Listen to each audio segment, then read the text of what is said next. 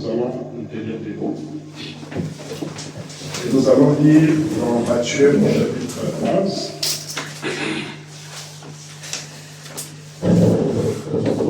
Je vous remercie pour vos contributions, pour tout ce que vous mettez dans le panier.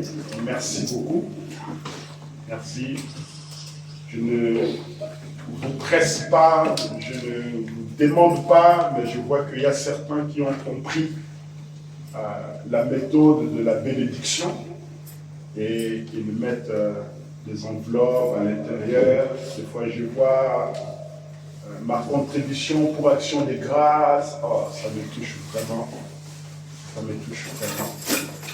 Et que Dieu vous bénisse pour tout ça. Amen. Matthieu chapitre 11, verset 5 jusqu'à verset 14.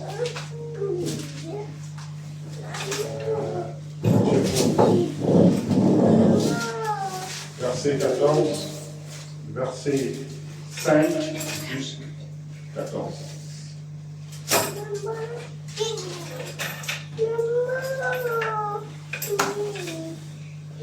Ici, on parle des gens qui avaient envoyé ses disciples vers Jésus pour aller voir, pour aller poser la question à Jésus qui il est. Alors, il a envoyé ses disciples, il était en prison, et au verset 5, Jésus qui dit au verset 4 à Jean, il dit, Jésus leur répondit, allez rapporter à Jean ce que vous avez, ce que vous entendez et ce que vous voyez. Alors la Bible dit, verset 5, les aveugles voient, les boiteux marchent, les lépreux sont purifiés, les sourds entendent, les morts ressuscitent, et la bonne nouvelle est annoncée aux pauvres. Heureux c'est lui pour qui je ne serai pas une occasion de chute.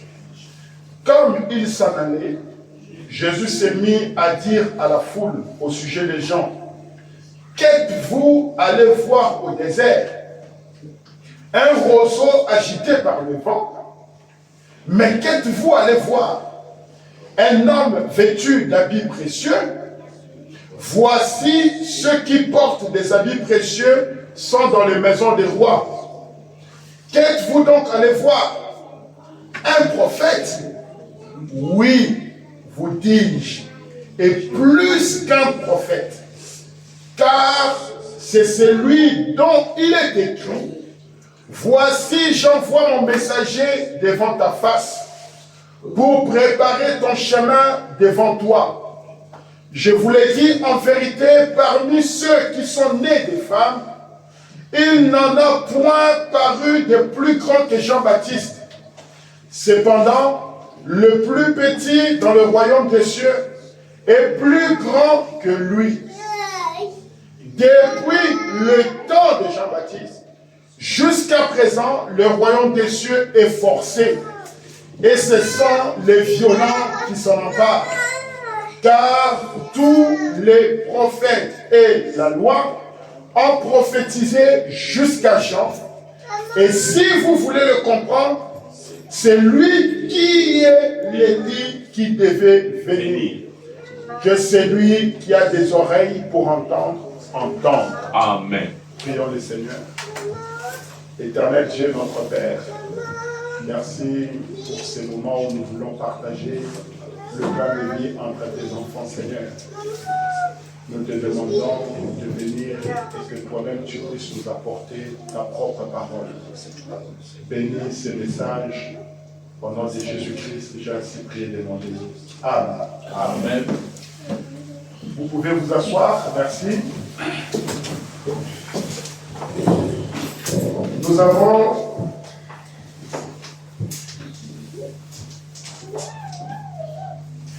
sommes en train de prendre la décision de suivre Christ.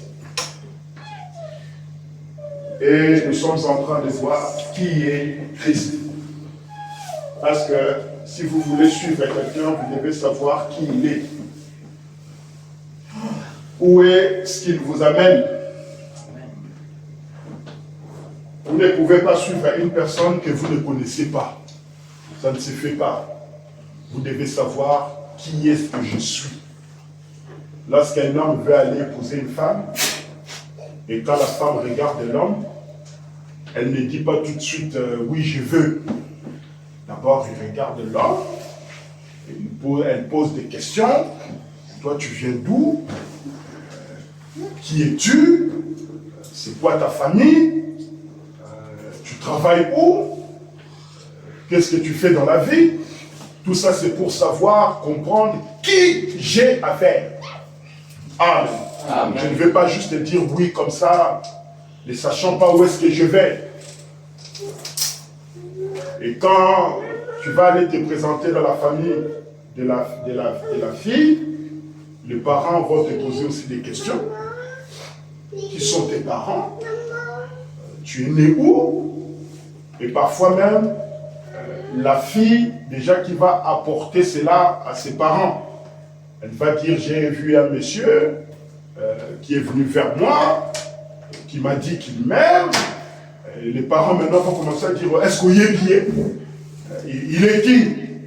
Et la fille va commencer à dire tout ce que toi, l'homme, tu lui as dit.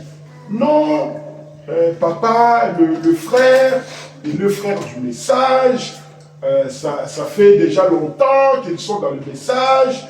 Son papa, il priait déjà dans le message. Donc là, c'est la fille qui va commencer à parler de toi.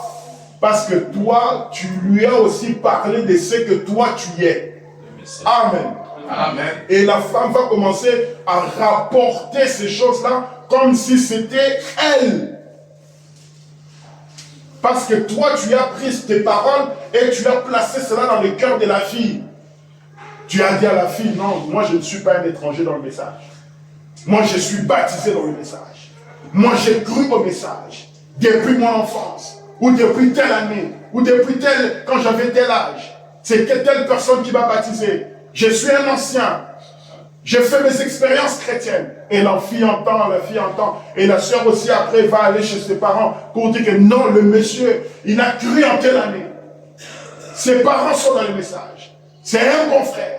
Je l'ai regardé. Je comparais. Je vu un peu par rapport à son comportement. J'ai vu que c'est un bon monsieur. Et les parents maintenant, ils vont dire, bon, demande à ce monsieur-là de venir. Et toi aussi, quand tu vas venir, maintenant les parents vont commencer à te poser des questions. Yonan. Et vous allez voir même, quand les deux familles se rencontrent, si vous avez déjà été dans le mariage, quand les deux familles se rencontrent pour payer la dot, la famille de la fille va poser la question à la famille du jeune homme. Mais ça n'est pas la l'histoire. Un peu comme pour animer, comme ça se passe. Et dans la famille du garçon, il y aura quelqu'un qui va se lever, qui va dire non, nous sommes venus ici parce que notre enfant a trouvé votre fille, il a aimé votre fille, et voilà comment ça se passe. Savoir qui j'ai affaire. Et après les parents de la fille vont dire, notre fille, est-ce que tu veux aller avec cet homme? La fille va dire, oui papa, je veux aller avec cet homme. Amen. Amen. Et maintenant, quand les parents vont entendre cela, ils vont dire, bon, notre fille, maintenant tu peux partir. Et quand la fille va partir avec toi, de temps en temps, vous allez toujours revenir dans la belle famille. N'est-ce pas? Parce que vous êtes devenus les deux familles ensemble. Vous n'allez pas prendre la fille d'autrui et l'amener, je ne sais pas où, vous fermez le téléphone, la famille ne sait plus qu'est-ce qui est devenu leur fille. Non. Qui est-ce que j'ai affaire? Et comme nous l'avons vu, l'homme que nous sommes en train de suivre sur cette terre, le Seigneur Jésus-Christ, nous avons vu comment il a commencé. Il était un grand esprit. Je ne vais plus revenir sur ça, sinon on perd beaucoup de temps. De cet grand esprit invisible est sortie une lumière. Et cette lumière-là va prendre la forme d'un corps qu'on appelle la théophanie. J'espère que vous n'avez pas oublié. La théophanie. Et cette théophanie-là, c'est ce que Moïse avait vu. Nous avons vu cela. Et c'est ce que Abraham avait aussi vu. C'est ce que nous avons vu les dimanches derniers. Melchisedec, il n'avait ni père, ni mère, ni commencement des jours, ni fin des jours. Amen. Amen. Et c'est ça, cette théophanie, qui va devenir après le Seigneur Jésus-Christ. Il est la parole. Amen. Amen. Amen. Et maintenant, regardez. Comment savoir qui il est, ou comment savoir que c'est lui, ou comment savoir si je suis en train de suivre la bonne personne. Regardons un peu dans Jean chapitre 1. C'est une écriture que nous avons lue beaucoup de fois. Regardez, je vois seulement, il y a le frère Fiston qui a à chaque fois un stylo et une petite feuille pour écrire. Vous les autres, vous n'écrivez pas. On écrit. Mais qui écrit?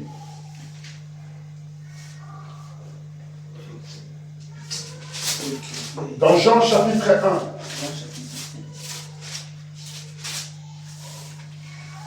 On a déjà lu cette écriture. Vous allez voir.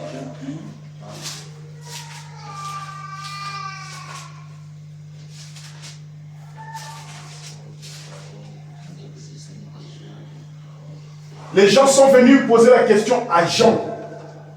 Qui es-tu? 18. Jean 1, 18.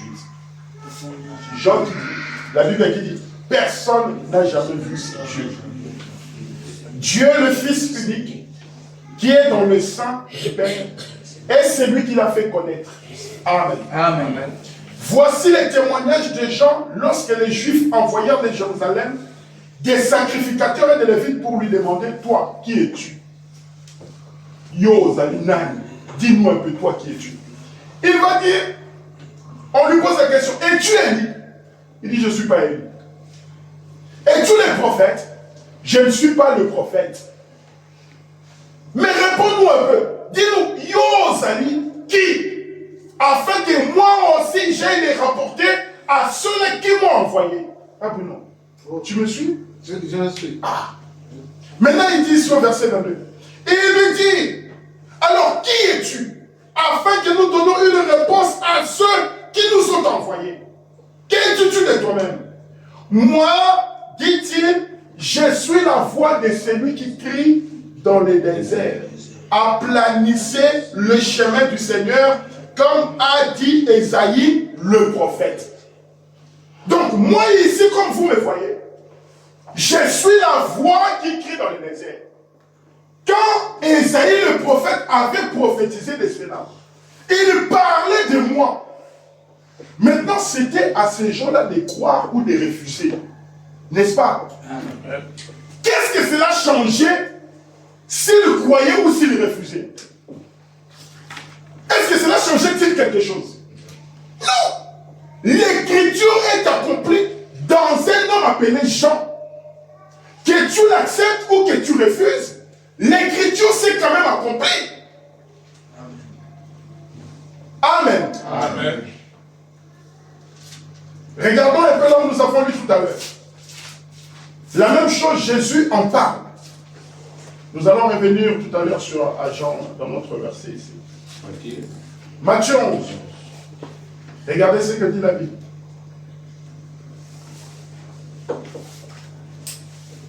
Verset 7. Comme il s'en allait, Jésus s'est mis à dire à la foule au sujet de Jean. Qu'êtes-vous allé voir au désert? Un roseau agité par le vent. Mais qu'êtes-vous allé voir? Un homme vêtu d'habits précieux.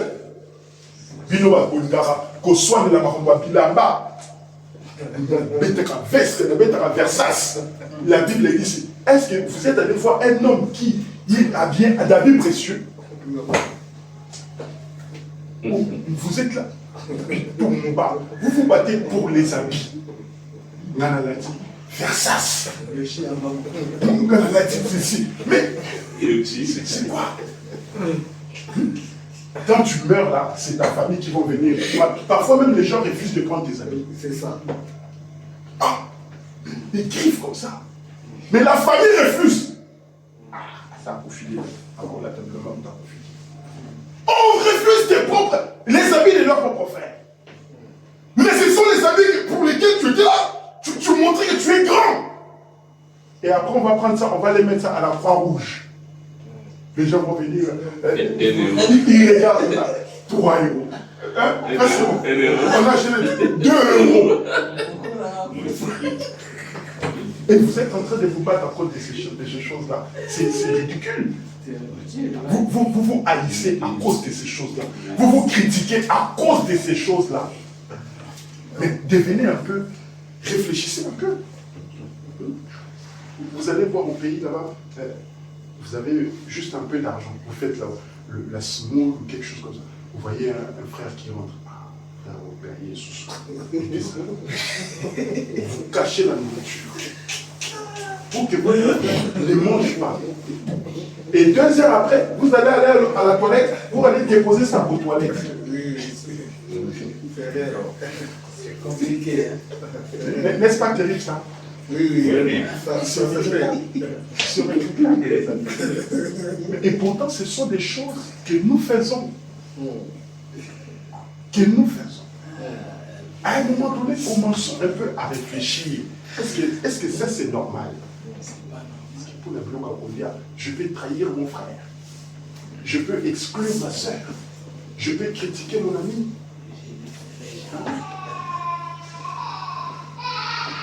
Continuons. Qu'êtes-vous donc allé voir? Un prophète? Jésus dit, oui, vous dis-je, et plus qu'un prophète. Car c'est celui dont il est écrit, voici, j'envoie mon messager devant ta face. Maintenant ici, Christ va utiliser une autre prophétie. Ça, c'était une autre prophétie. La prophétie des Jean s'est représenté en disant, je suis la voix de celui qui crie dans le désert. Jésus va dire, lui, c'est lui qui est écrit, j'envoie mon messager devant ta face pour préparer ton chemin devant toi. Je vous le dis en vérité, parmi ceux qui sont nés des femmes, il n'en a point paru de plus grand que Jean-Baptiste. On parle ici de paraître. Parmi tous les hommes qui sont nés des femmes, il n'y en a jamais eu qui est paru comme Jean-Baptiste. Il paraît. Vous savez, mes frères, quand vous avez un prophète, ce n'est pas juste un homme qui vient comme ça. C'est un ange de Dieu. Amen. Amen. Ce sont des anges de Dieu qui viennent pour vous annoncer la parole de Dieu. Amen. Et regardez, Jésus, il dit, il apparaît. Non pas un homme, il naît, non. Un homme, il va naître, mais Dieu, l'onction de Dieu, ou l'esprit de Dieu, du prophète qui vient dans cet homme-là, ça c'est Dieu qui apparaît. Vous allez voir un homme, mais ce n'est pas un homme. C'est Dieu qui apparaît. Amen. Amen. Amen. C'est Dieu qui se révèle. Ne voyez pas juste que non. Lui c'est un homme. Oui, c'est un homme. Regardez Christ. Il quitte la forme esprit. Il devient la lumière. Il devient la théophanie. Et il devient un homme. Il apparaît. Amen. Comme il était apparu à Moïse, comme il était apparu à Abraham, maintenant là, il naît. Mais, regardez, quand le voleur à la croix le voit, le voleur à la croix, il découvre Christ presque quelques instants avant qu'il meure. Alors l'autre, vous savez, ils étaient deux. Il y avait un qui disait, mais toi aussi, tu dis que tu es le Fils de Dieu. Mais débarrasse-toi comme ça, libère-nous, si on va se libérer, si réellement tu es Fils de Dieu. il ne voyait pas qui il était réellement. Mais l'autre voleur, lui, il l'avait vu. Il avait la révélation de qui était cet homme-là. Il dit, mais toi, tais-toi. Moi et toi, on a péché. Mais lui, qu'est-ce qu'il a fait? Après, il va regarder et dit, Père, Seigneur, quand tu seras dans ton royaume, comment il savait qu'il va être dans son royaume? Il avait la révélation. C'est une révélation. C'était un homme à la croix en train de mourir comme les deux autres.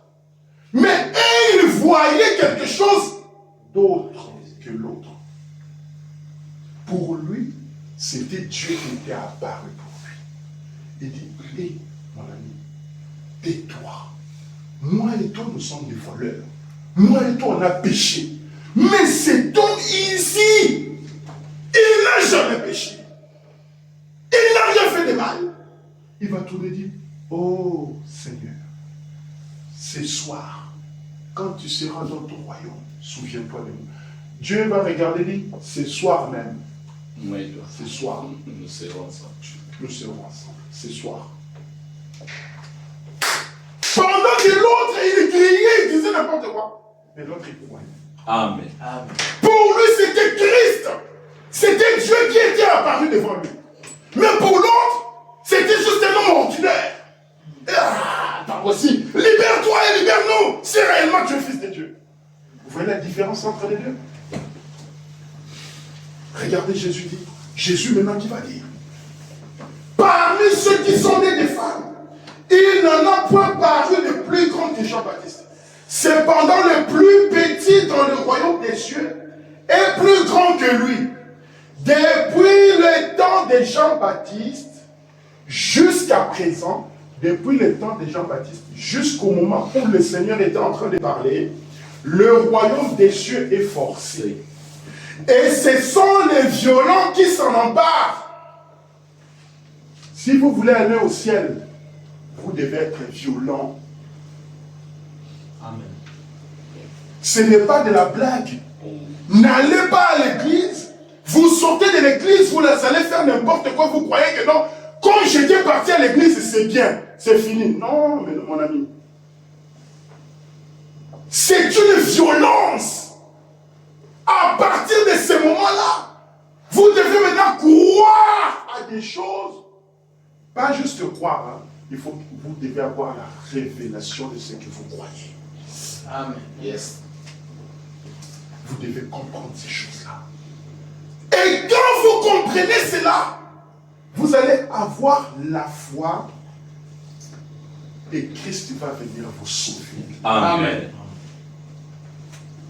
Vous devez savoir qui est-ce que vous suivez. Amen. Jésus est en train de dire ici. Ces gens-là, il est ce qui a été écrit. Voici, j'envoie mon messager devant ta face pour préparer ton chemin devant toi.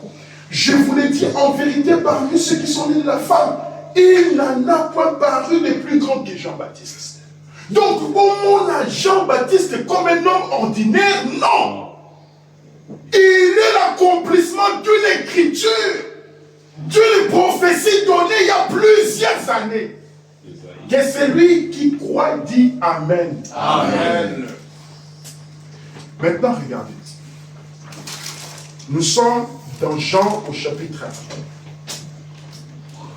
1. Là, l'histoire des gens, on va le mettre de côté. Lisons maintenant Jean chapitre 1, verset 28. Jean chapitre 1, verset 28. Ces choses se passèrent à Béthanie, au moment du Jourdain où Jean-Baptiste disait, où Jean baptisait. Verset 29. Le lendemain, il vit Jésus venant à lui et il dit, voici l'agneau de Dieu qui ôte le péché du monde. C'est celui dont j'ai dit, après moi vient un homme qui m'a précédé, car il était avant moi. Maintenant, Jean a commencé aussi à indiquer aux gens, aux hommes, qui était Jésus. Il voit Jésus. Il dit, c'est lui-ci. Hein? Voici l'agneau de Dieu qui ôte le péché du monde. Comment Jean savait que... Fiston, s'il te plaît, mets-toi à côté. Jésus-Christ est là. Moi, je suis Jean. Je vous dis, voici l'agneau de Dieu qui ôte le péché du monde. Mais maintenant, vous êtes en train de le regarder. Vous voyez qu'il est un agneau? Non. Mais c'est qui? C'est un homme. Un homme. Mais comment il est un agneau? Merci, merci. Comment il devient un agneau? Les gens regardent à ce qu'ils voient. Mais quand vous êtes né de nouveau, vous regardez, vous voyez des choses que des hommes ordinaires ne peuvent pas voir. Amen. Amen. Lui il disait, voici l'agneau de Dieu qui est envoyé pour ôter le péché du monde. Écoutez, dites, c'est celui dont j'ai dit, après moi vient un homme qui m'a précédé, car il était avant moi. Mais et Jean, et Jésus, qui était né le premier? Jean, c'est Jean. Mais Jésus et Jean, qui est né le premier? En chair, c'est Jean. Jean est né le premier, n'est-ce pas? Oui. Jean est venu 6 mois avant. Après, Jésus est venu après. Mais regardez comment Jean il dit. Jean il dit, c'est celui dont j'ai dit, après moi, vient un homme qui m'a précédé. Ah. Il vient un homme qui m'a précédé. Après moi. Donc, il vient un homme qui m'a précédé. Il est venu avant moi. Écoutez, il dit, car il était avant moi. Ah. Mais comment lui il est venu avant moi?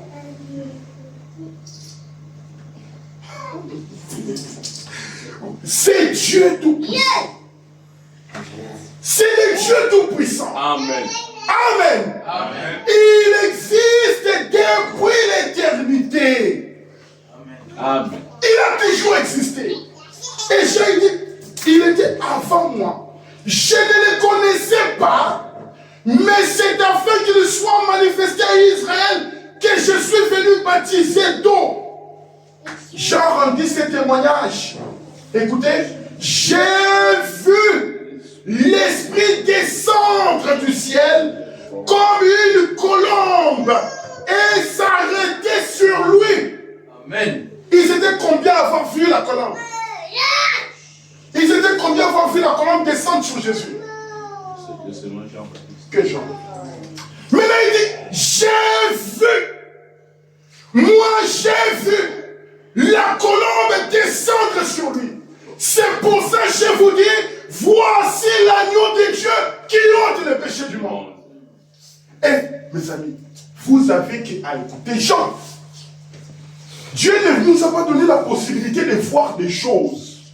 Amen. Mais il nous envoie un prophète pour nous dire, C'est lui là. c'est celui-là. Et si vous croyez, vous allez suivre. Si vous ne croyez pas, vous allez rester là et vous allez mourir. Amen. C'est la parole. Oh, mes frères. C'est terrible. C'est ce qu'on appelle la révélation. Ça, ce n'est pas aller à l'église que vous allez apprendre ça. Ce n'est pas aller à l'église. C'est la grâce de Dieu. Amen. Amen. Amen. C'est la grâce de Dieu. Qu'est-ce que Jean avait fait pour voir ça? Qu'est-ce que Jean a fait pour voir la colombe descendre sur Christ? Rien. Il dit, le lendemain, Jean était encore là. 35. Avec 2 de ses disciples. Et ayant regardé Jésus qui passait, il dit, lisons un peu tous ensemble. Il dit, voilà l'agneau de Dieu. Donc tu n'es pas là? Oui, oui. 35. Vous pouvez lire à l'écran. 35. Oui. Le lendemain, Jean était encore là, avec 2 de ses disciples. Et ayant regardé Jésus qui passait, il dit, voilà l'agneau de Dieu. Jean avec ses disciples. Il dit, voilà l'agneau de Dieu. Un homme qui passe. Il dit, voilà l'agneau de Dieu. Et regardez maintenant, la Bible dit, les 2 disciples l'entendirent prononcer ces paroles et ils le suivirent. Jésus. Ils ont dit, Jean, toi tu es notre pasteur, on ne va pas te lâcher.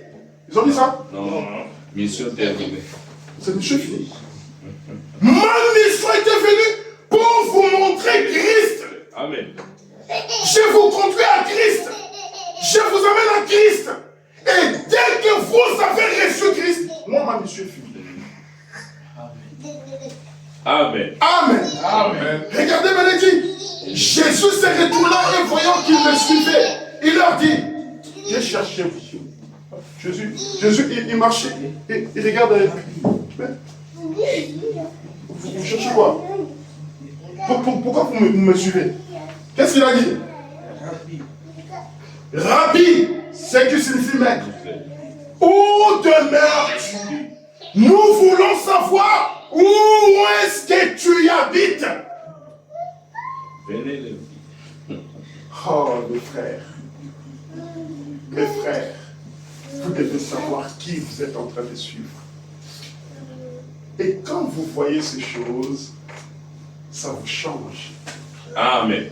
Vous ne ferez plus ce que vous faites là. Où demeures-tu?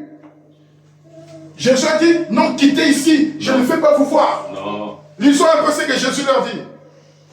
Venez, leur dit-il, et voyez. Ils allèrent et ils virent où ils demeuraient.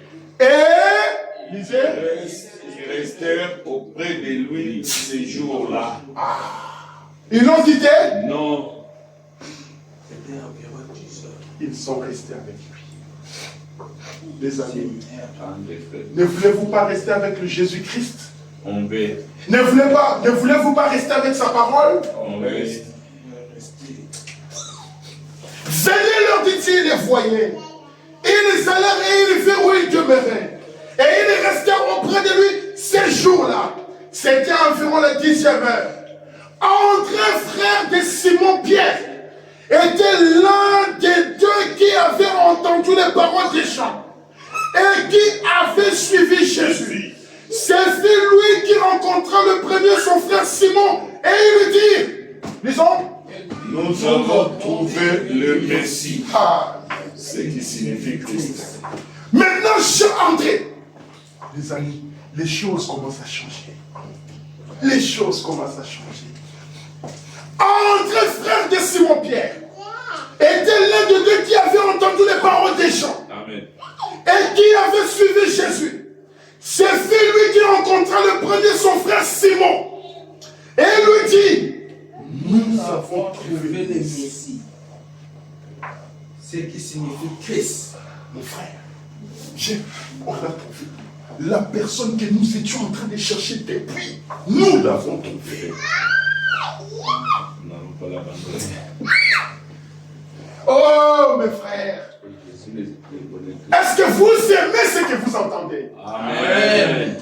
Il dit, nous avons trouvé le Messie, ce qui signifie Christ. Et il le conduisit vers Jésus. Maintenant, regardez, Jésus l'ayant regardé dit, Simon, fils de Jonas, il les connaissait les gens aussi. mais comment il a su?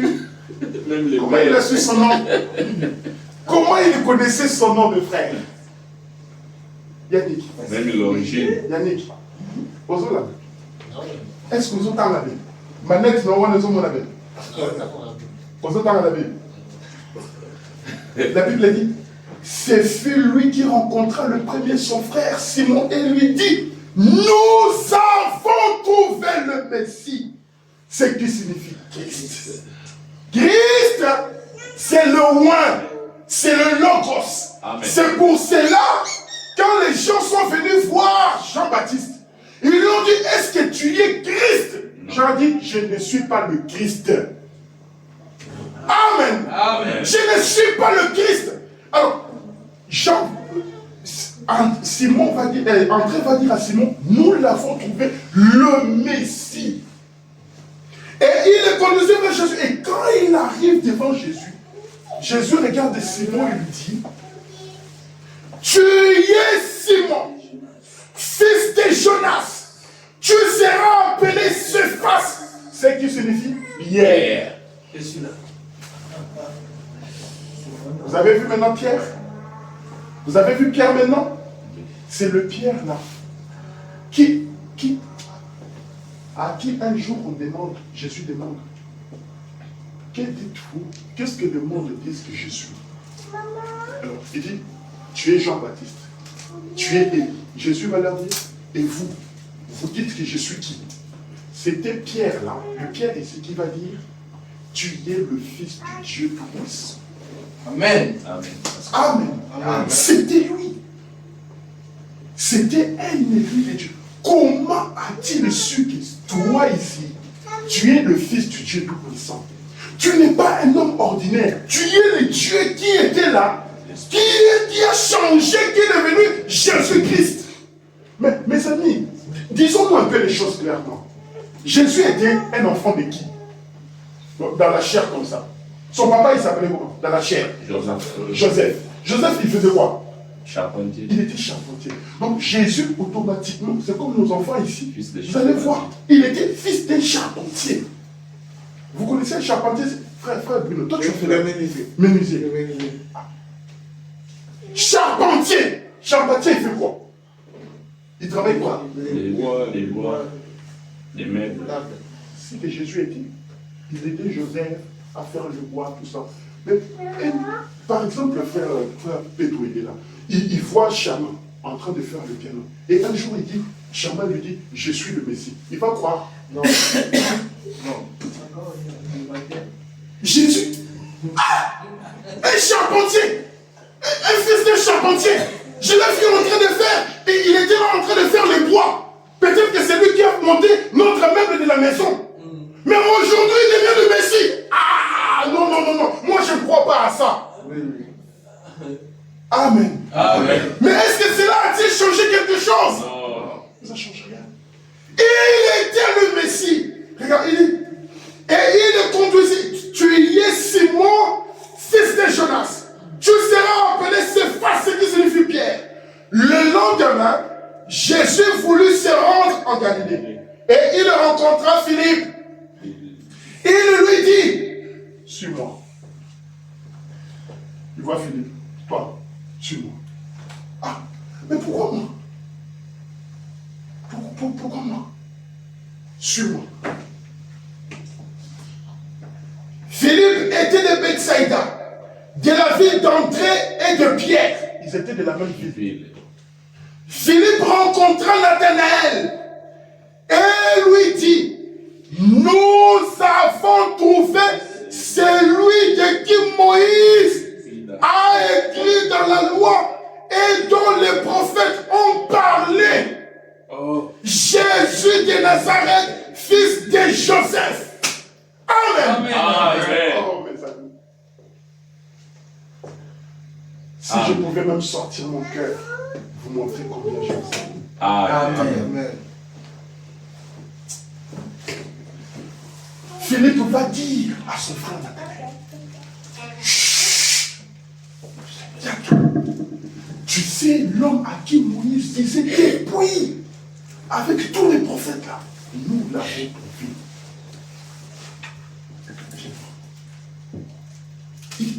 Ce que Moïse a écrit dans les lois, c'était des gens qui devraient quand même lire. N'est-ce pas? Amen. Il lisait les lois de Moïse, il lisait tout ça. Mais pour voir que les lois de Moïse et les prophéties des prophètes se sont accomplies dans ce temps ici, cela demandait la révélation. Amen. Cela, ce n'était pas juste quelque chose qui vient comme ça. Amen. Amen. Regardez, il dit, nous l'avons trouvé ce que Moïse a écrit dans la loi et dont les prophètes ont parlé. Jésus de Nazareth, fils de Joseph. Il dit bien fils de Joseph. Nathanaël lui dit, peut-il sortir de Nazareth quelque chose de bon? Ne croyez pas. Est-ce qu'à Nazareth, vraiment, quelque chose de minuscule ville comme ça, là-bas, quelque chose de bon peut sortir? Une ville de péché, une ville de souillure. Est-ce que c'est de là que le Fils de Dieu va apparaître? Jésus, voyant venir à lui Nathanaël. D'abord, regardez, Philippe, quand Philippe a dit quoi? Philippe lui répondit. Viens et vois. Mais lisons ça un peu. Philippe lui a répondu. Viens et vois. Est-ce que ça vous parle, ça vous dit quelque chose? Philippe lui répondit, viens et vois. Est-ce que ça vous parle? Oui. Quand Jésus a rencontré les disciples des gens, qu'est-ce qu'il leur a dit? Vous vous souvenez? Lisons ça. Revenons un peu dans Matthieu 11, là où nous avons lu tout à l'heure.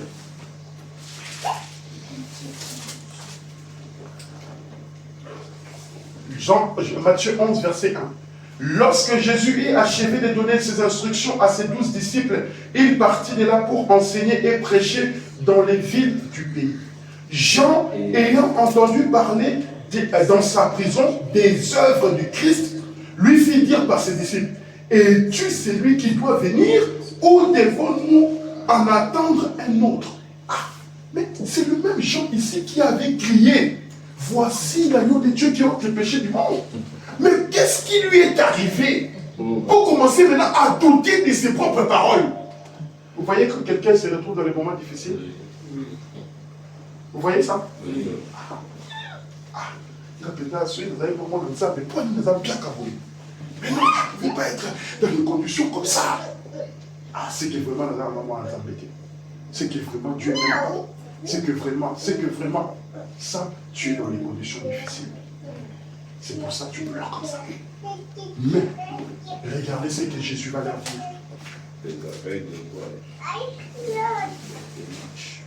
Verset 4 maintenant, Jésus leur répondit, allez rapporter à Jean ce que vous entendez et ce que vous voyez. N'est-ce pas? Jésus leur a dit, allez rapporter à Jean ce que vous voyez et ce que vous entendez. Et qu'est-ce qu'ils avaient vu? Les aveugles, les estropiés, marcher.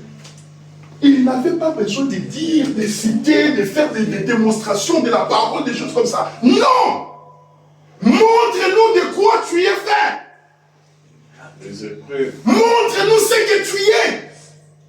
Amen. Amen. C'est ce que Jésus-Christ, Nathanaël va dire à Philippe. Nathanaël lui répondit, Philippe va dire à Nathanaël. Nathanaël lui répondit, peut-il venir de Nazareth quelque chose de bon? Nous sommes rentrés dans Jean chapitre 40, dans Jean 1, verset 46. Philippe lui répondit, viens et vois. Je n'ai pas besoin de te dire beaucoup de paroles. Je n'ai pas besoin de t'enseigner beaucoup de choses. Toi, viens seulement et vois. Ce qu'il est en train de faire. Amen. Amen. Je n'ai pas besoin de te lire beaucoup de la Bible. Viens seulement et allons dans sa présence et voyons ce qu'il est capable de faire. Maintenant, quand il est arrivé dans sa présence, qu'est-ce qui s'est passé? 47. Jésus, voyant venir à lui Nathanaël, dit de lui, voici vraiment un Israélite dans lequel il n'y a point de folle. Ah, comment il savait qu'il était un Israélite Et il n'y avait point de fraude en lui. Oui. Il les connaissait déjà avant. C'est la parole. Est-ce que vous êtes avec moi? Est-ce que vous comprenez ces choses? Mandala. Vous êtes OK? Ah!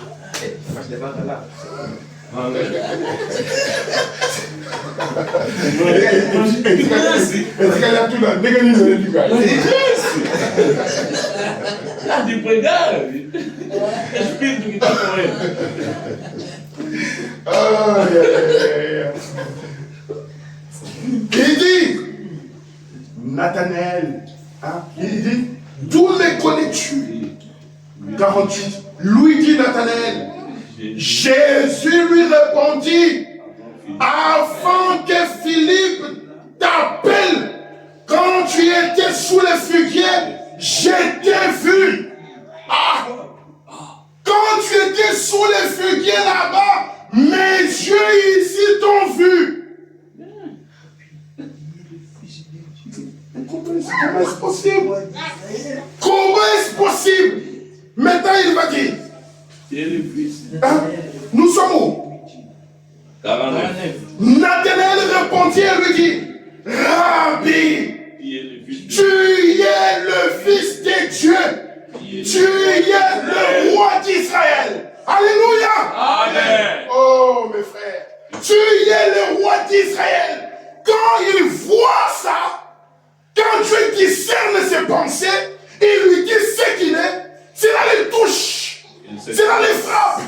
Il dit, oh mes amis, il dit, Rabbi, il dit, Rabbi, tu es le Fils de Dieu, tu es le roi d'Israël. Amen. Jésus lui répondit, parce que je t'ai dit, que je t'ai vu sous le figuier, tu crois, tu verras des plus grandes choses que celles. Amen. Amen, amen. Amen. Amen. Ce que tu as vu là, c'est peu. Oui. Il y aura Tu verras des plus grandes choses.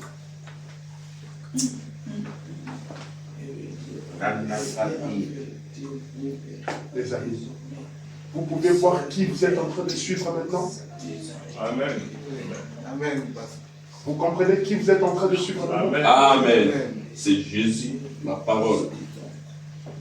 Vous voyez un homme comme ça, mais vous ne savez pas qui il est. Il faut qu'il y ait un prophète pour vous dire, voici la lumière de Dieu qui ôte le péché du monde. Et quand vous venez à lui, il n'est pas comme un homme ordinaire. Il vous connaît. Il connaît qui vous êtes. Il connaît votre besoin. Il connaît où est-ce que vous étiez. Amen. Amen. Et quand vous voyez cela, ne refusez pas. C'est la preuve que vous êtes à la bonne adresse. C'est la preuve que vous êtes au bon endroit. Amen. C'est là où vous devez être. Et c'est la personne à suivre. Amen. Et quand vous suivez une personne comme ça, qui vous connaît avant que vous ne veniez dans le monde, quel avantage? C'est pour ça un jour Pierre regarde Jésus et dit, ah, mais Seigneur, nous avons abandonné nos familles, nous avons abandonné nos maisons, nous avons abandonné nos frères et sœurs pour te suivre toi, mais toi tu vas nous donner quoi?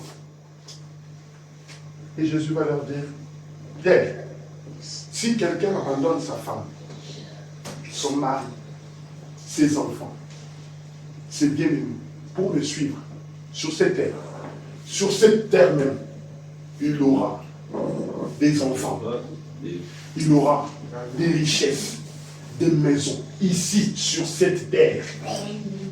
Amen. Vous Amen. ne voulez pas de bénédictions? Amen. Moi, je vais avoir une maison sur cette terre. Amen. Je vais avoir une famille sur cette terre. Amen. Je vais avoir des frères et des sœurs sur cette terre. Amen. Et après, ici, la vie éternelle de l'autre côté. Amen. Amen. C'est ce que je désire.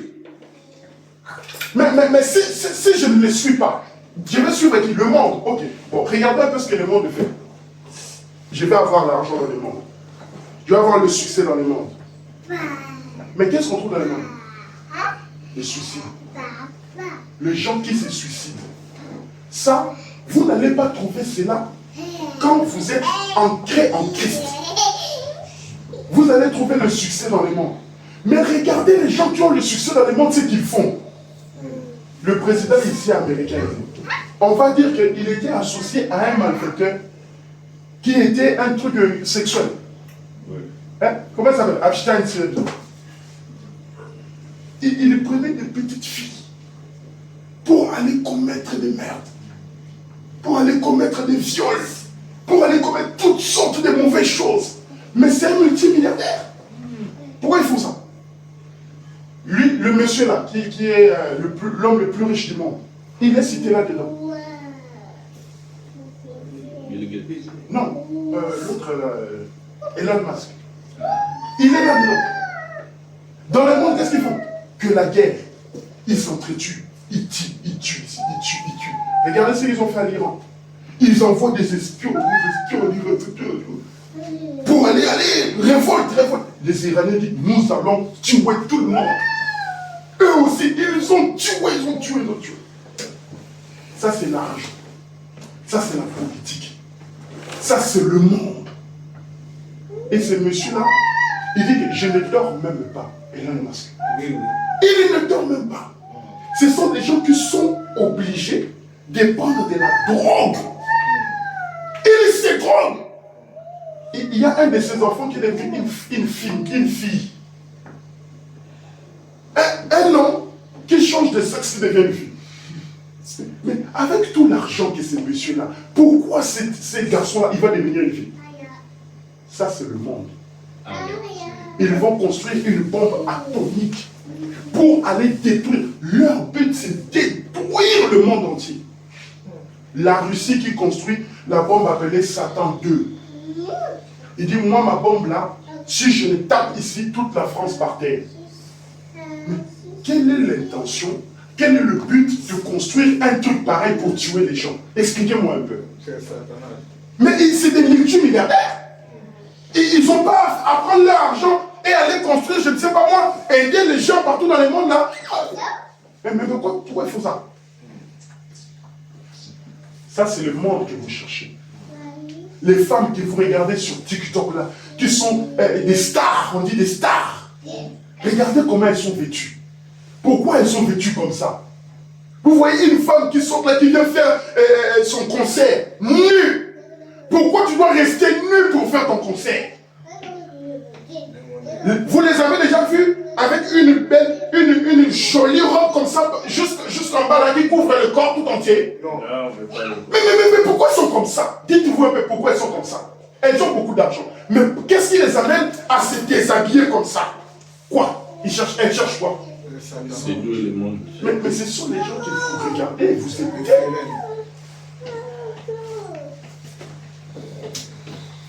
Vous allez aller en enfer. Ce sont ces genres de femmes-là qui viendront vous accueillir en enfer.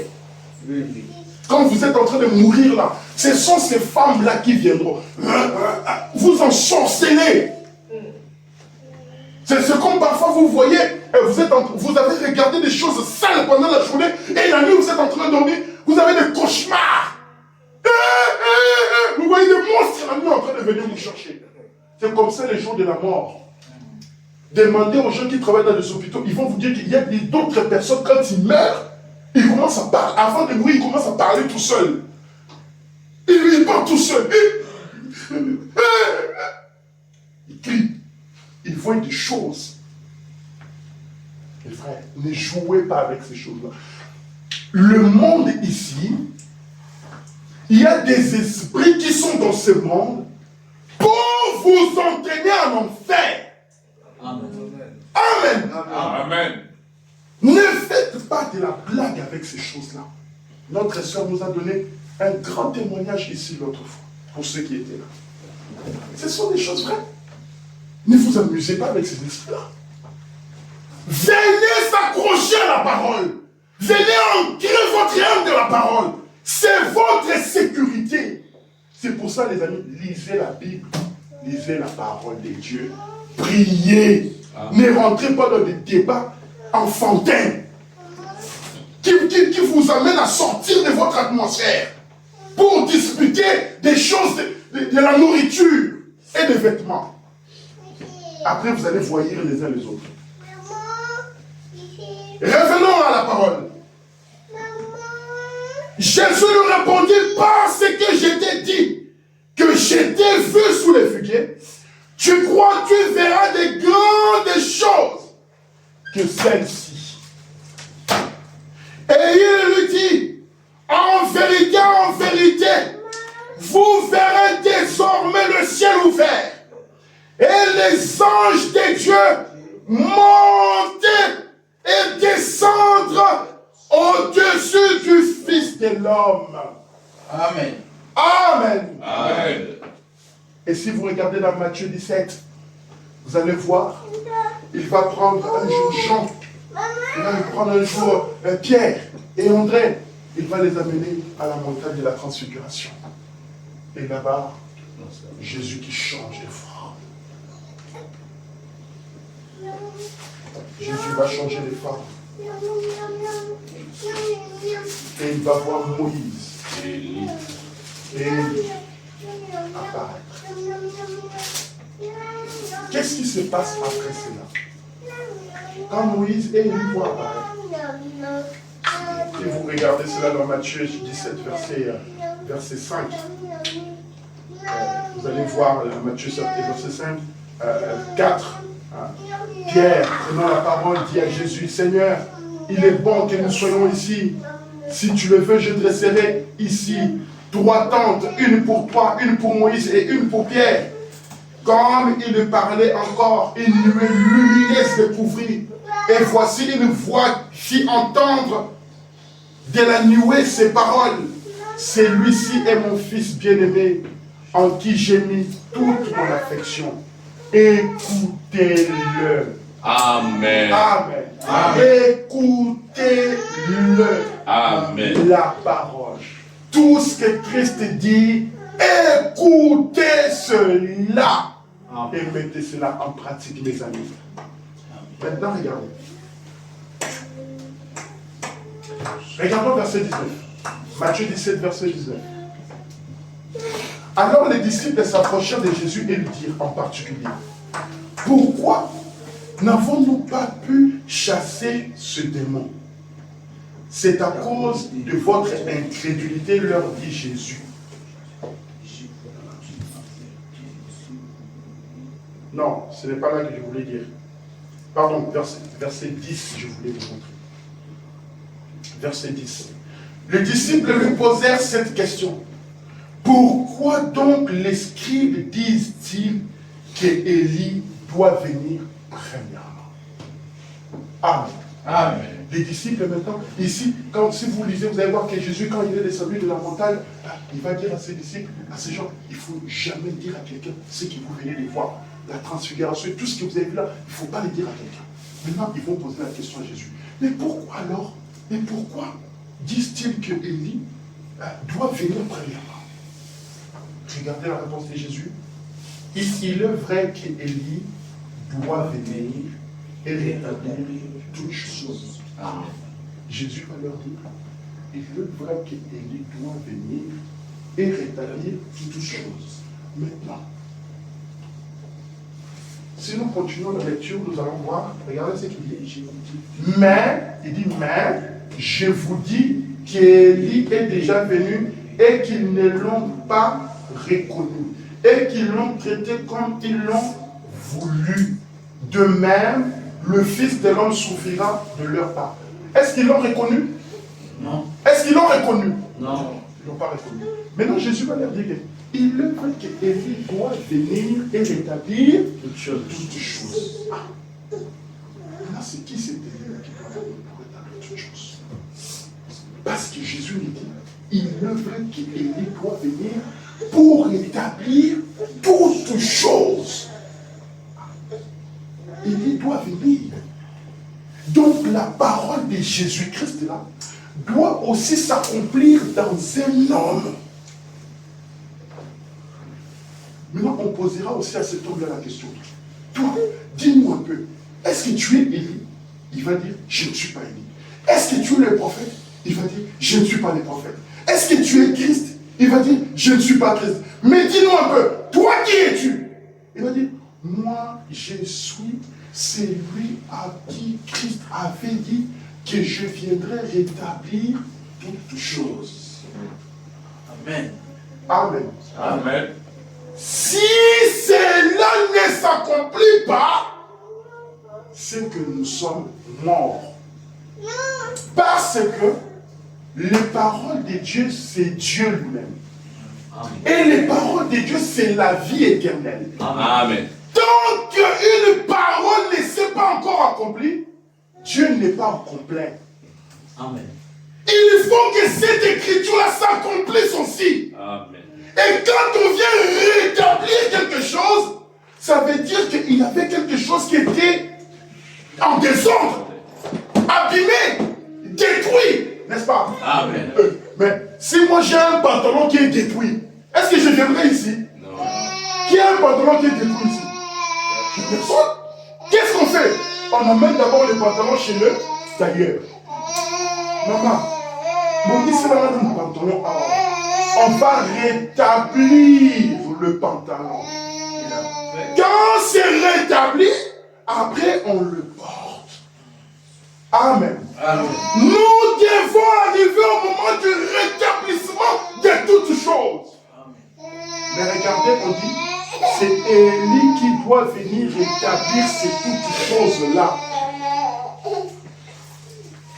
Mais il dit encore, mais je vous dis qu'Élie est déjà venu. Élie doit venir, mais Élie est déjà venu. Qu'ils ne l'ont pas reconnu et qu'ils l'ont traité comme ils l'ont voulu.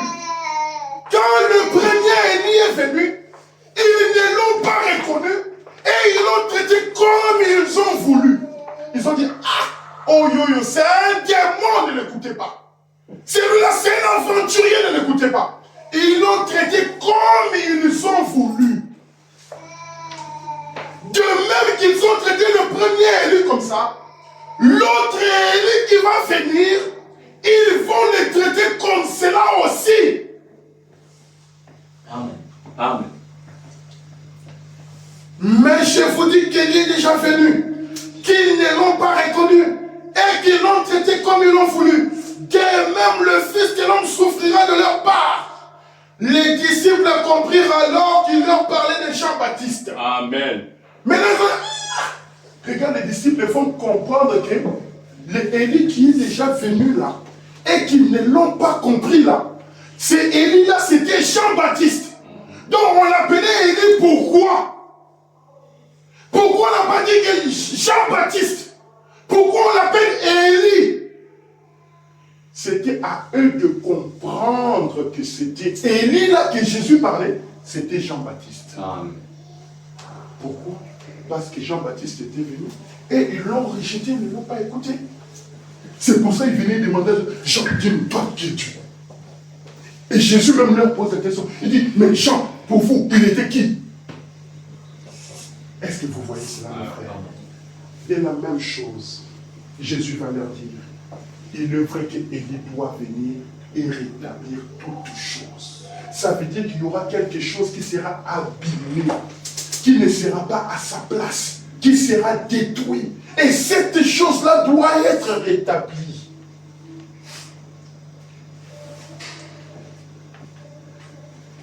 Mes frères, je sais qu'à cette heure-là, vous commencez à devenir faible et à vous fatiguer. Mais regardez, je voudrais juste vous lire quelque chose de très capital. Prêtez-moi encore 20 minutes d'attention. Et je vais vous amener quelque part. Et après, nous allons nous arrêter. Ces choses sont très importantes, mes frères. Très, très, très importantes. Très, très, très importantes. Vous verrez cela un de ces jours quand vous serez proche à traverser, c'est là que vous allez vous rendre compte que ça, c'était la vérité. Dans Malachie chapitre 4, la Bible elle nous dit, vous avez vu, je n'ai même pas lu le prophète, je ne veux que vous montrer la Bible. La Bible dit dans Malachie chapitre 4, le dernier prophète de l'Ancien Testament, il dit ceci. Car voici le jour vient, ardent comme une fournaise. Tous les hautains et tous les méchants seront comme du chaume. Un jour où tous les méchants, où tous les hommes seront comme du chaume. Le jour qui vient les embrasera. Dit l'Éternel des armées, il ne leur laissera ni racine ni rameau.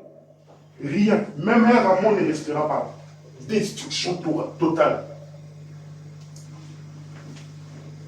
Mais pour vous qui craignez mon nom, se lèvera le soleil de la justice et la guérison sera sous ses ailes.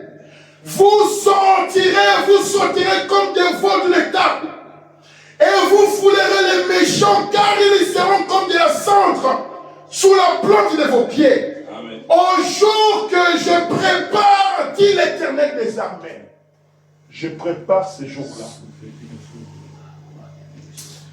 Souvenez-vous de la loi de Moïse, mon serviteur, auquel j'ai prescrit en Horeb pour tout Israël des préceptes et des ordonnances.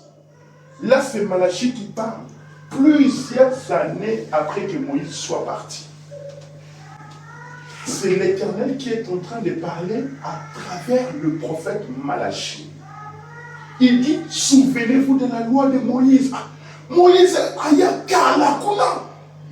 Mais il leur dit, souvenez-vous de la loi de Moïse, mon serviteur, auquel j'ai prescrit à Horeb.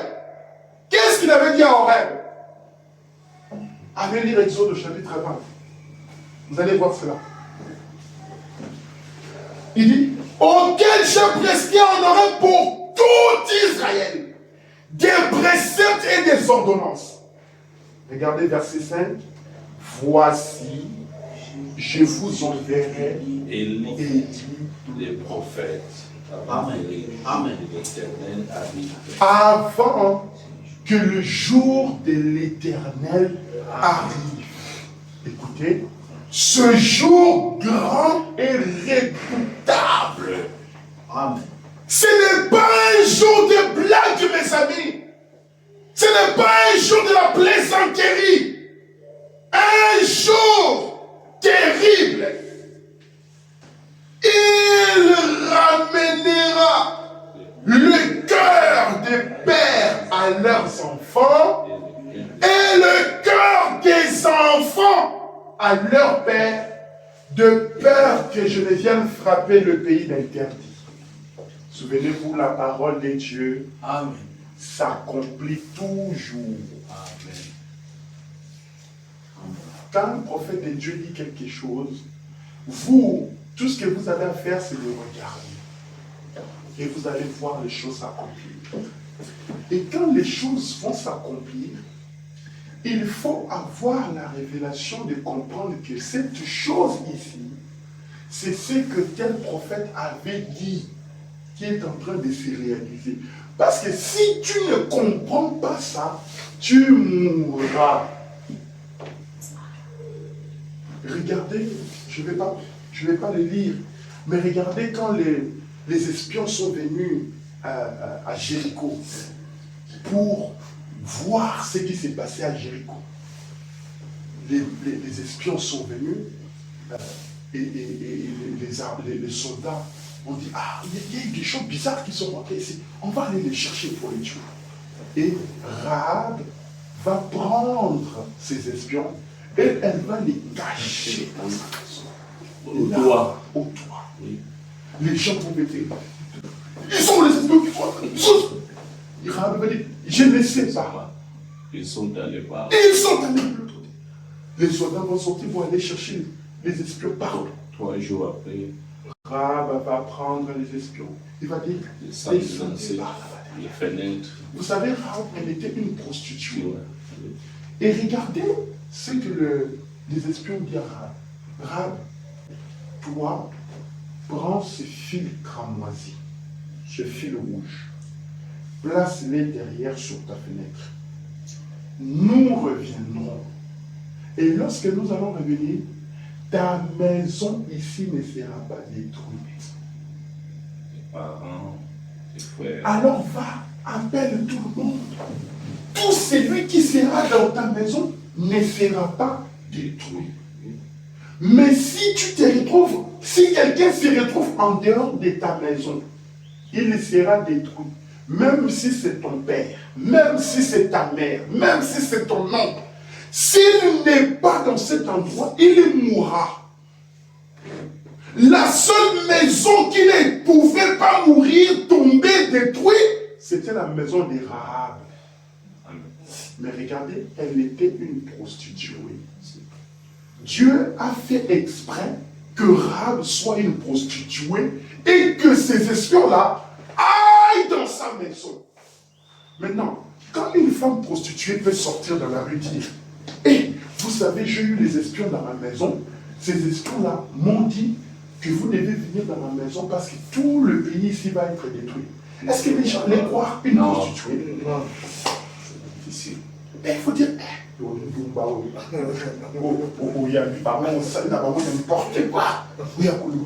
voilà comment Dieu fait les choses. Il rend les choses difficiles pour que vous puissiez croire, pour que vous puissiez voir. Mais ceux qui croiront, c'est une grâce, mes amis. Amen. Vous savez pourquoi Zacharie était devenu Nioué dans la Bible? Parce que quand l'ange est apparu à Zacharie, il a dit à Zacharie, Zacharie, ta femme ici va devenir enceinte et elle aura un bébé. Zacharie dit, ah, moi je suis vieux, ma femme aussi elle est vieille. Comment cela va se passer? Et l'ange a dit à Zacharie, puisque tu as goûté de la parole, tu vas devenir Nioué. Le prophète nous dit, Zacharie en tant que sacrificateur, il savait que Dieu avait déjà fait cela dans la Bible. Abraham était vieux avec sa femme. Mais Abraham, il s'est passé un miracle dans sa vie. Et sa femme était tombée enceinte. Mais toi, en tant que prédicateur, tu devais savoir ça.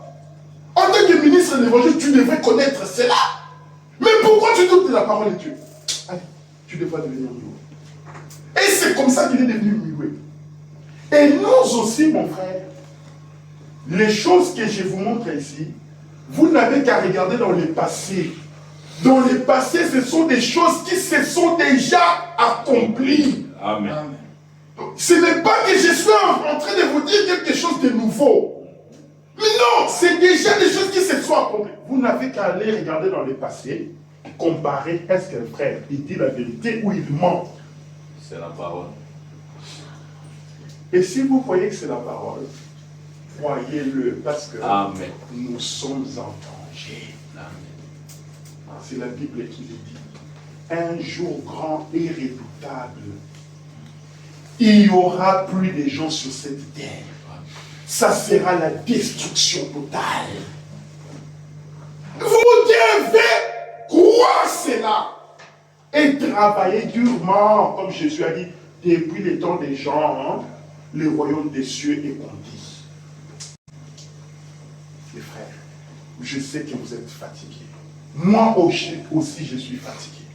Mais ces choses ici, je peux vous dire, mes frères, ne venons pas à l'église pour regarder, pour écouter, et rentrer à l'église et rentrer à la maison comme si rien n'était. C'est une question de vie et de la mort.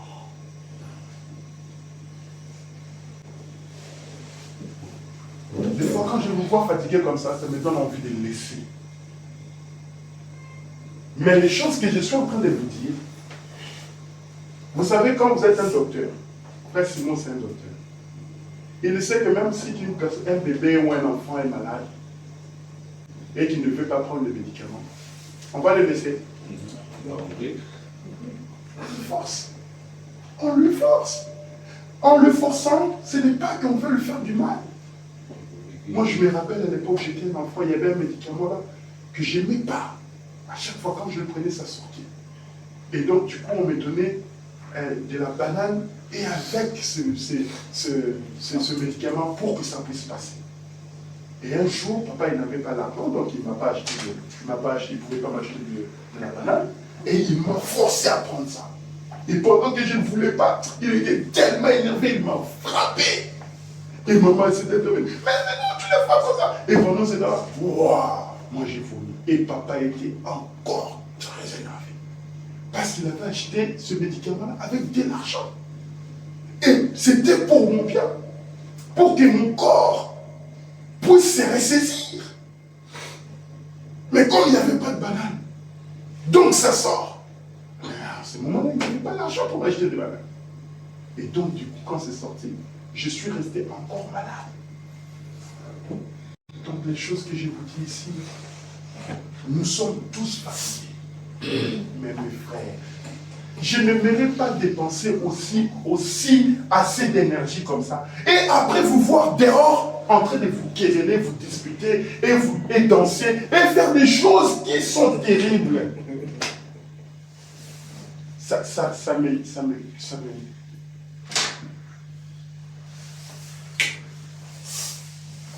me fait très mal.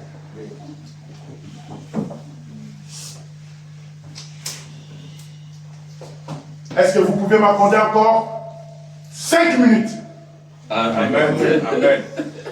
Amen. 5 minutes. Amen. Regardons quelque chose de très sérieux. On parle du rétablissement de toutes choses. Prenons un peu Daniel au chapitre 2. Vous allez comprendre très rapidement qu'est-ce qui est dans le rétablissement de toutes choses. Très rapidement. Regardons chapitre 2. Daniel. Là, Daniel, c'était le roi Nabuchodonosor qui va avoir un songe. Qui a déjà rêvé ici? Qui a déjà vu un songe? Presque tout le monde. Pas peu. Tu n'as jamais rêvé? Non. C'est bien ça. Songe. C'est ça. Nós somos todos os dias. Ah, não, trabalhar chaque jour. Ok. Maintenant, écoutez. Le roi Nabuchodonosor va avoir un songe.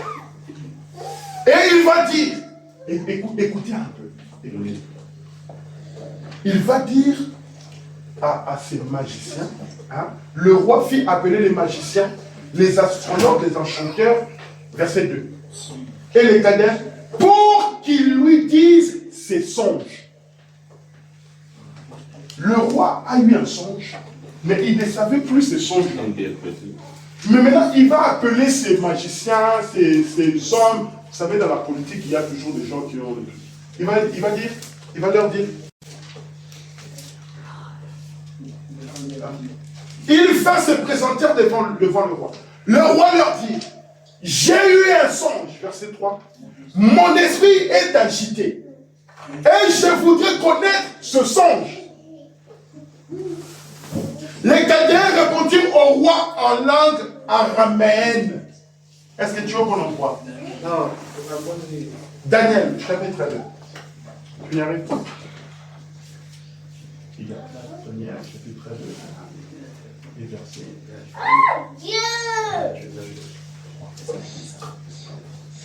Verset 3.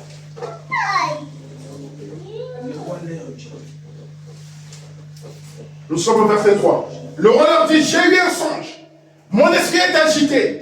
Et je voudrais connaître ce songe. Les Chaldéens répondirent au roi en langue araméenne. Ô roi, vis éternellement, dis le songe à tes serviteurs et nous en donnerons l'explication. N'est-ce pas facile comme ça? Mais, raconte-nous ce que tu as vu dans ton songe. Et après, nous allons donner l'explication. Maintenant, écoutez. Le roi reprit la parole et dit au Chaldéen, la chose m'a échappé.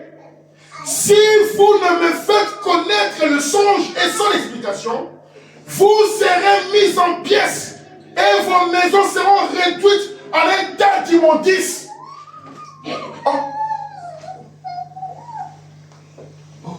Est-ce que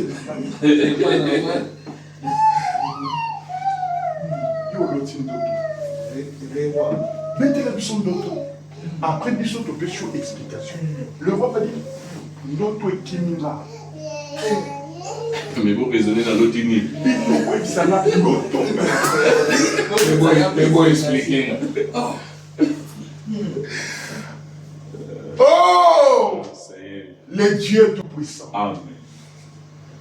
Mais, si vous me dites le songe, verset 6, et son explication, vous recevrez de moi des dons et des présents et des grands honneurs. C'est pourquoi dites-moi le songe et son explication. Ils répondirent pour la seconde fois que le roi dise les songes à ses serviteurs et nous donnerons l'explication. Le roi reprit la parole et dit, je m'aperçois en vérité que vous voulez gagner du temps parce que vous voyez que la chose m'a échappé. Si donc vous ne me faites pas connaître le songe, la même sentence vous enveloppera tous. Vous voulez vous préparer à me dire des mensonges et des faussetés en entendant que les temps soient changés. Donc, c'est pourquoi dites-moi des songes. Donc, vous voyez que le roi était intelligent. Il dit, ah, donc, vous attendez à ce qu'il n'a pas été le binon d'auto pour que vous arrivez à me dire des mensonges. Et non, je ne vous dis pas le songe. Vous-même, dites-moi ce que j'ai eu. Vous êtes des magiciens. Oh, mes frères, le diable ne sait pas ce qui est en vous. C'est ça. Tant que la chose est en vous, le diable ne sait pas. C'est Dieu qui sait qu'est-ce qui est à l'intérieur de vous. Amen. C'est pour ça, des fois, quand vous priez, il faut faire des prières en silence. Amen. Parlez pas. Amen. Le diable écoute. Il y a des fois, il faut des prières en silence, entre vous et Dieu. Amen. Amen. Amen.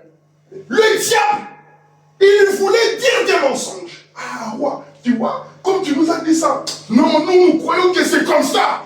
Il voulait interpréter le songe du roi, donner une mauvaise explication.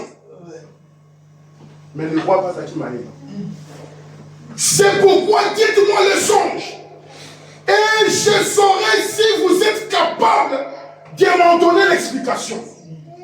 Verset 10. Les Chaldéens répondirent au roi. Lisons un peu verset 10. Tous ensemble. Les Chaldéens répondirent au roi. Il n'est personne sur la terre qui puisse dire ce que demande le roi.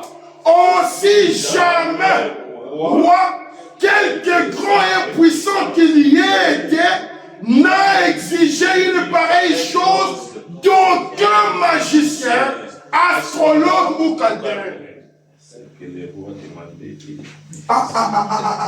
Roi, et l'eau c'est terrible. C'est difficile. Mais aussi grand qui est des rois, personne ne nous a demandé une chose pareille. Mais roi, qu'est-ce que tu es en train de nous demander là? Et je peux vous dire, roi, sur cette terre, aucun magicien, c'est écrit là, oui, astrologue, chaldéen, ne peut faire ça. C'est le nom de Jésus. Nous dire ce qu'il y a à l'intérieur de nous, personne ne peut faire ça. Suivons. Là-dessus, le roi s'est mis en colère. Verset 12. Et s'irrita violemment. Il ordonna qu'on fasse périr tous sages de Babylone. La sentence fut publiée, les sages allaient être mis à mort. Et l'on cherchait Daniel et ses compagnons pour le faire périr. Les innocents. Tout le monde, nous tournions soit beaucoup. Maintenant, regarde. Alors Daniel s'adressa d'une manière prudente et sensée à Arjoc, chef des gardes du roi qui était sorti pour mettre à mort les sages de Babylone. Il prit la parole et dit à Arjoc, commandant du roi, pourquoi la sentence du roi est-elle si sévère? Arjoc exposa la chose à Daniel. Et Daniel s'est rendu vers le roi et lui pria de lui accorder du temps pour donner au roi l'explication. Ensuite, Daniel alla dans sa maison et il instruisit de cette manière Anania, Michaël et Azaria, ses compagnons, les engageant à implorer la miséricorde du Dieu des cieux, afin qu'on ne fasse pas périr Daniel et ses compagnons avec le reste des sages de Babylone. Amen. Maintenant, mes frères, la chose arrive auprès de Daniel. Et qu'est-ce que fait Daniel? Il va aller consulter ses frères. Il dit, en tant que des humains, nous ne sommes pas capables de faire cela. Nous ne sommes pas capables de connaître le secret du roi, le songe du roi, et donner l'explication. Mais ce que nous pouvons faire, ce que nous sommes capables de faire, c'est d'invoquer le Dieu des cieux. Parce que lui, il connaît même ce qui est plus profond dans le cœur de l'homme. Ce Dieu-là est capable de nous dire ce qui était passé avec le roi. Amen. Maintenant, écoutez, la délivrance de Dieu, l'explication du songe venant de Dieu, allait accorder la délivrance à Daniel, à ses compagnons et aux sages de Babylone.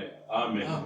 La délivrance n'était pas seulement pour Daniel, mais la délivrance était pour Daniel, pour ses compagnons et pour les sages de Babylone. Amen. S'il n'y a pas d'interprétation, s'il n'y a pas de révélation, et Daniel et ses compagnons et les sages de Babylone, tous mis à mort. Mes frères, vous avez vu ce qui s'est passé avec Rahab? Le fait que Rahab a reçu les mages dans sa maison, après avoir placé le fil rouge, tout celui qui était venu entrer dans la maison de Rahab était sauvé. Amen. Mes frères, je vous en supplie, croyez à ces choses. Amen. Regardez. Alors le secret fut révélé à Daniel. Verset 19. Dans une vision pendant la nuit. Et Daniel bénit Dieu des cieux. Daniel prit la parole et dit, béni soit le nom de Dieu, d'éternité à l'éternité. À lui appartient la sagesse et la force.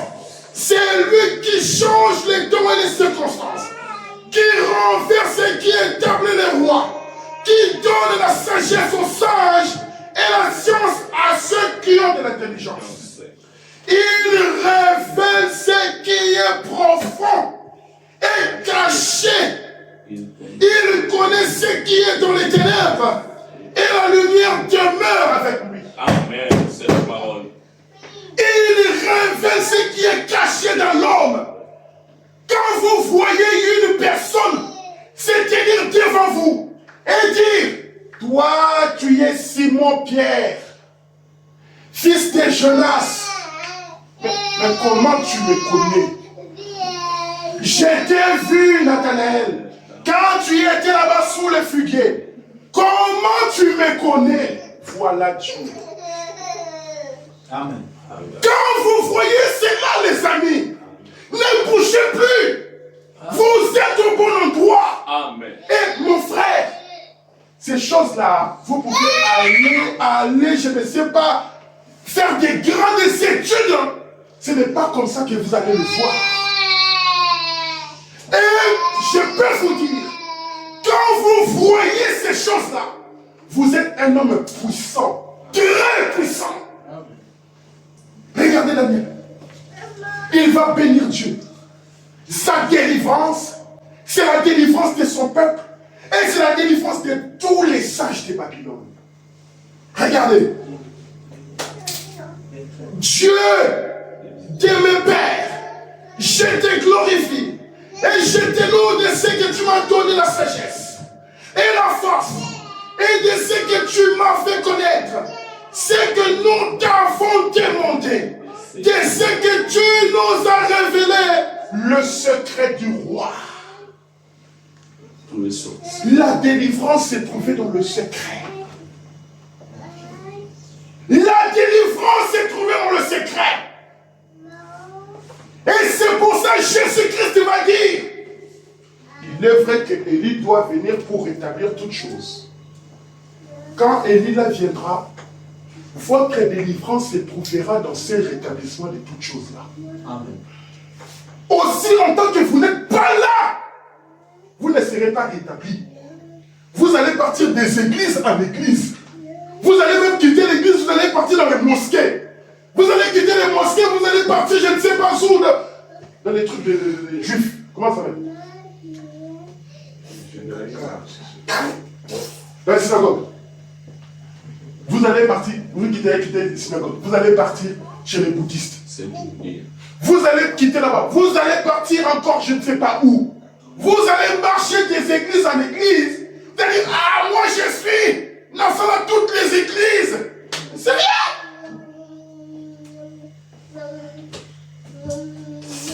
Il dit, après cela, Daniel s'est rendu auprès d'Archak, à qui le roi avait donné de faire périr les sages de Babylone. Il alla et lui parla ainsi, ne fais pas périr les sages de Babylone. Conduis-moi devant le roi, et je donnerai au roi l'explication. Il a été courageux. Il savait de quoi il parlait. Non, ne tue pas tout le monde. Amène-moi vers le roi. Je suis capable de lui donner l'explication, de lui dire son songe et lui donner l'explication. Jean conduit promptement. La Bible dit promptement, vite. Daniel devant le roi et lui parlait ainsi. J'ai trouvé parmi les captifs de Juda un homme qui donnera l'explication au roi. Le roi prit la parole et dit à Daniel, qu'on nommait Belteshazzar. On lui avait donné un nom babylonien, Belteshazzar. Regardez, es-tu capable de me faire connaître le songe que j'ai eu et son explication? Daniel, toi, tu es capable de me donner le songe et de m'expliquer cela? Daniel répondit en présence du roi et dit, ce que le roi demande est un secret. Un secret que les sages, les astrologues, les magiciens et les défunts ne sont pas capables de révéler au roi. Mais il y a dans les cieux un Dieu qui révèle le secret et qui a fait connaître au roi Nabuchodonosor ce qui arrivera dans la suite des temps. Voici ton songe et les visions que tu as eues sur ta couche. Maintenant, il a commencé à lui révéler ce que tu as vu. Alléluia! Amen! Oh, mes frères, quel est cet homme-là qui est capable de connaître ce que tu as eu pendant que tu étais en train de dormir? Pendant que tu es assis là, qui est capable de savoir ce que tu es en train de penser? Dieu lui-même. Sur tes couches au roi, il remonter des pensées touchantes. Ce qui sera après ces temps-ci. Et celui qui révèle le secret t'a fait connaître ce qui arrivera. Si ce secret m'a été révélé, ce n'est point qu'il y ait à moi une sagesse supérieure à celle de tous les vivants. Mais c'est afin que l'explication soit donnée au roi et que tu connaisses les pensées de ton cœur. Et maintenant là, il a commencé à expliquer au roi, au verset 31, il commence à parler au roi. Verset 34, il dit, tu regardais lorsqu'une pierre se détachant sans les secours d'aucune main, frappa le pied de fer et d'argile de la statue et le mit en pièces. Il a parlé, il a parlé, il a parlé, et après il a donné l'explication au roi. Verset 46. Alors le roi, lisons verset 46, alors le roi Nabuchodonosor tomba sur sa face et se prosterna devant un roi qui se prosterne devant un homme. Vous voyez cela? Oui.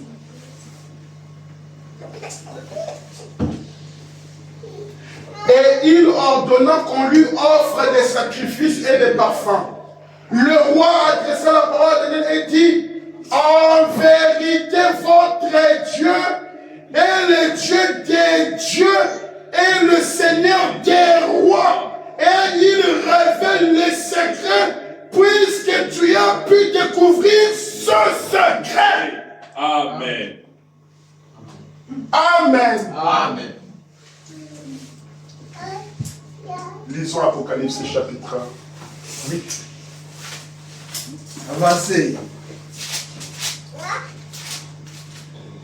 Dans Apocalypse chapitre 5, la Bible dit, puis je vis dans la main droite de celui qui était assis sur le trône un livre écrit en dedans et en dehors, scellé de 7 sceaux.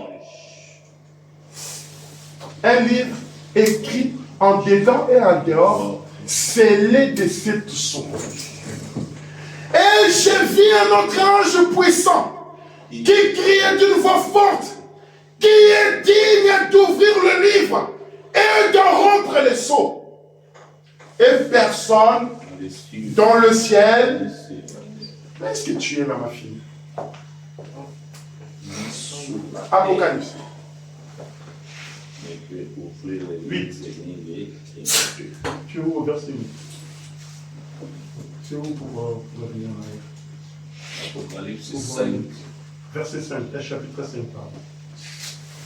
Cherche Apocalypse chapitre 5. Et il vit 2. Et je vis un ange puissant qui criait d'une voix forte. Qui est digne d'ouvrir le livre et d'en rompre les sceaux? Et personne dans le ciel, ni sur la terre, ni sous la terre, ne put ouvrir le livre, ni le regarder. Et je pleurais beaucoup de ce que personne ne fut trouvé digne d'ouvrir le livre, ni de le regarder. Et l'un des vieillards me dit, ne pleure point, voici les lions de la tribu de Juda, le rejetant de David, a vaincu pour ouvrir le livre et ses 7 sceaux. Amen. Pourquoi Jean a-t-il pleuré? Si vous regardez là, c'est Jean qui est en train de parler. Pourquoi a-t-il pleuré quand le livre était scellé et qu'il n'y avait personne pour rompre ces livres-là de 7 sceaux? Mes frères, je sais que je vous retiens longtemps et je sais qu'à un moment donné, le corps ne saisit plus. Mais comme les dimanches prochains ne seront pas là, je voulais vous donner une grande partie. Comme ça, quand on va revenir, nous essayerons de faire une petite prédication pour comprendre. Pourquoi Jean a-t-il pleuré? Parce que s'il n'y avait personne pour rompre les sceaux, moi et toi, nous serions perdus. Jean a pleuré. Parce que le livre là, c'était le livre du rétablissement de toutes choses que Jésus avait parlé. C'est dans ces livres-là, à l'intérieur de ces livres-là, qu'il y avait toute la puissance pour nous permettre de ne pas être brûlés selon Malachie chapitre 4. Et vous avez vu comme Daniel, il n'y avait personne qui était capable de révéler cela. Là, dans l'Apocalypse aussi, la même scène s'est produite. Et Jean voit qu'il n'y a personne pour ouvrir le livre des 7 sceaux dans lesquels il y avait le secret. Bon, on va aller très vite maintenant, je vais terminer. Et je vis, verset 6, verset 5. Et l'un des vieillards me dit, ne plains point, voici les lions de la tribu de Juda, le rejeton de David, a vaincu pour ouvrir le livre des 7 sceaux. Et je vis au milieu du trône et des 4 êtres vivants, et au milieu des vieillards, un agneau qui était là comme immolé. Il avait 7 cornes et 7 yeux, qui sont les 7 esprits de Dieu envoyés par toute la terre. Vous voyez les 7 yeux là? Si vous regardez au chapitre 1, vous allez voir qu'on voit que les 7 yeux, ce sont les prophètes. Ce sont les prophètes. Maintenant, si vous lisez le chapitre 6, vous allez voir au chapitre 6 qu'il y a l'ouverture des sceaux. Dans le chapitre 5, on nous montre que l'agneau a pris les livres. Cet agneau-là, c'est le Seigneur Jésus-Christ. Amen. C'est lui qui rompt le livre des 7 sceaux. Maintenant, quand il le rompt, au chapitre 6, si vous lisez, les anges commencent à ouvrir le livre ou à proclamer les livres. Maintenant, regardez. Si vous lisez, regardez chapitre 1, juste chapitre 1, chapitre 6, verset 1. Je regardais quand l'agneau ouvrit un des 7 sceaux. C'est l'agneau qui ouvre le livre. Et j'entendis l'un des 4 êtres vivants qui disait comme d'une voix de tonnerre, viens, ils appellent Jean, viens. Je regardais et voici parut un cheval blanc. L'agneau, il brise le sceau. Et Jean regarde. Quand on brise le sceau, on voit un cheval blanc qui apparaît. Les amis, je n'ai pas envie de vous garder longtemps. Mais si vous lisez là-dedans, vous allez voir tous les chapitres 6, on parle des ouvertures de ces sceaux-là jusqu'au 6e sceau. Mais on ne parle pas du 7e sceau. Parce que c'est le livre de 7 sceaux. Il y a 7 sceaux. Premier sceau, 2e sceau, 3e, jusqu'au 7e sceau. Mais dans le chapitre 6 ici, on est arrivé jusqu'au 6e sceau et on ne parle pas du 7e sceau. Qui peut dire juste le dernier? Et les 4 êtres vivants disaient Amen. Non,